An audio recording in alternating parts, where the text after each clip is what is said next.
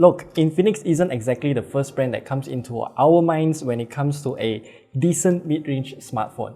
But each time we review an Infinix phone, we were pleasantly surprised. So when the Infinix Note 12 G96 came out, I am already expecting good things out of this phone. So did it surprise us or did it disappoint? Let's find out in today's video.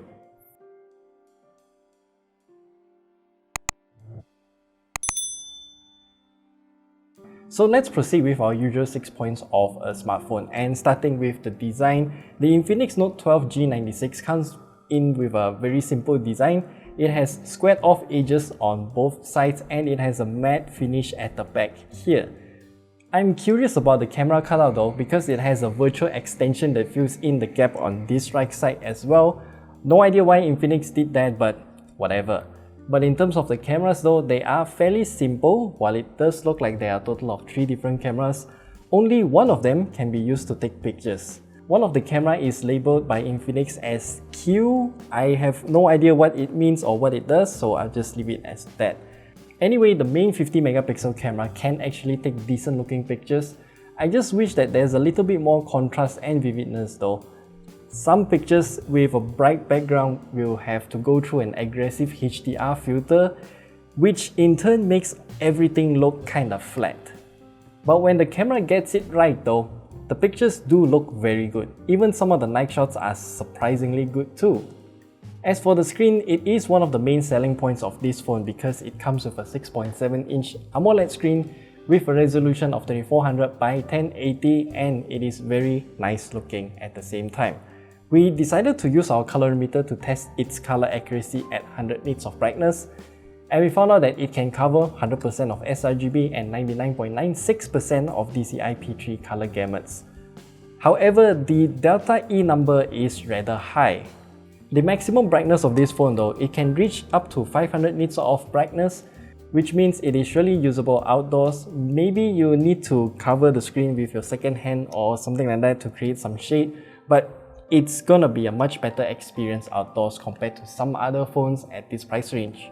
Also, the screen's maximum refresh rate is only at 60Hz, and I personally don't really care much about refresh rate because refresh rate doesn't necessarily mean smoother animations, and most games are still capped at 60 FPS. And now let's talk about the performance then. This phone comes with a MediaTek Helio G96 chipset, hence the name G96, and it also has 8GB of RAM with 128GB of storage. This is not the first time that we've tested the performance of the Helio G96 chipset, and I'll have to say that the performance is decent enough for games like PUBG Mobile, COD Mobile, and even Garena's Free Fire. The phone barely heats up too, so that's good. For the battery life, I would say it's rather decent as well because this phone comes with a 5000 mAh battery and it can last for nearly 13 hours in our PCMark battery life test at 100 nits of brightness.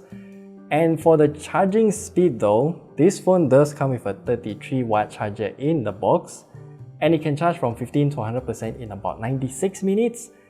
It's definitely not the fastest speed when it comes to a 33-watt charger because, as we can see here, the charging curve is kind of interesting because it doesn't have a clear divide between the tiering of charging speeds. It's just one smooth curve all throughout from 15 to 100%.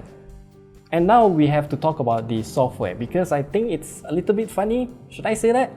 You see, the Infinix Note 12 G96 comes with Android 12 with Infinix's own skin called XOS. Aside from some weird words used to describe some of the features like inadvertently mode, which is just an accidental unlock prevention mode, the overall system UI works really well. There are some settings moved to the top of the menu for easy access like software updates and system navigation styles that you might prefer.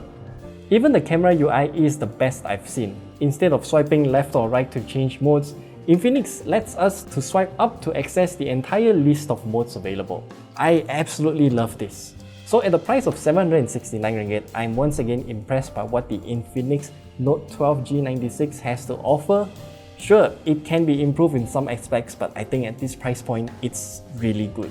So yeah, that's it. That's all we have to share with you about the Infinix Note 12 G96. Is that the full name? Yeah, their naming schemes is a little bit weird, but it's a good phone overall. So I'll see you guys in the next video.